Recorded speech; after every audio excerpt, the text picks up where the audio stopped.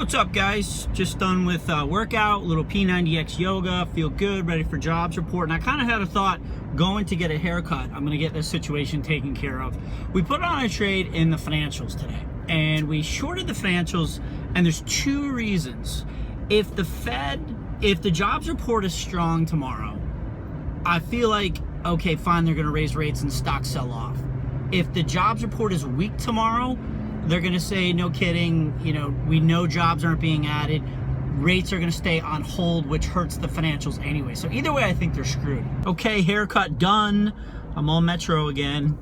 So one thing I forgot to mention on the way over was the reason I think if we do have a strong jobs report, stocks might sell off. It's one, because of the outlook of higher interest rates, which would maybe choke off the rally, but two, S&P is into serious resistance, and number two, the financials have been really underperforming recently. So that's kind of why I think we're due for a pullback. All right, good to go. All right, so here's the S&P resistance that I was talking about. I have a big old wall of fib resistance up top. It's actually going to be a ceiling. I'm calling this wave 3. I'm just being conservative on this kind of one-way rally that we've seen since the Feb low. I think we're going to have a fourth wave pullback, just an ABC towards 2000 to 1950. I could be wrong, and in fact, the whole move that I'm looking for, the A wave move, is going to be over, and we have a much more significant B wave decline. So if I'm wrong, we're going to drop more than I think. If I'm right, we're going to drop towards around 2000. Okay, so with that in mind, let's go over to the financials as I was talking about in the card. They're significantly underperforming the S&P. So there's the financials right there, right here in purple, XLF. That's the ETF that tracks. So you see how kind of right here, I can't put my hand too far, but this guy does not make a new high right here while the S&P does. Okay, so that's a little bit of intermarket divergence. So XLF has not made a new high while the S&P has moved into fib resistance. Now, the position we actually moved in today was a short in WFC, Wells Fargo, and I'll show you why.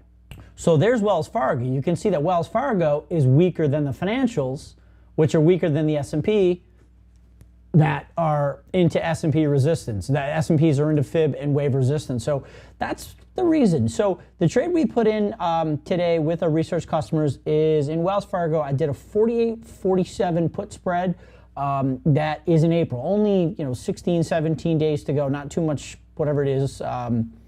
Third Friday of April. So tomorrow's going to be April 1. So just a couple weeks just to get Wells Fargo down. Right now we're right around the 48 half mark, so trying to get down to about 47. I'm looking at this first left scale here, and that's going to be the trade. And again, it all stems from the S&P into Elliott and fib resistance.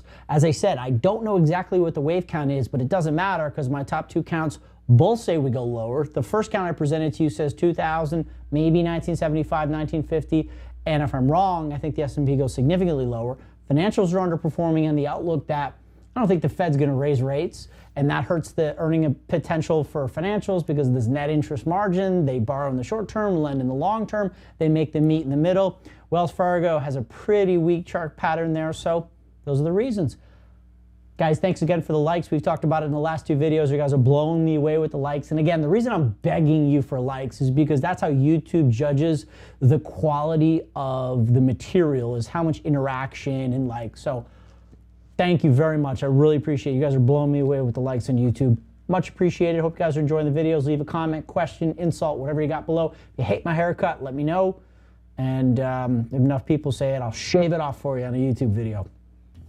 You're still here?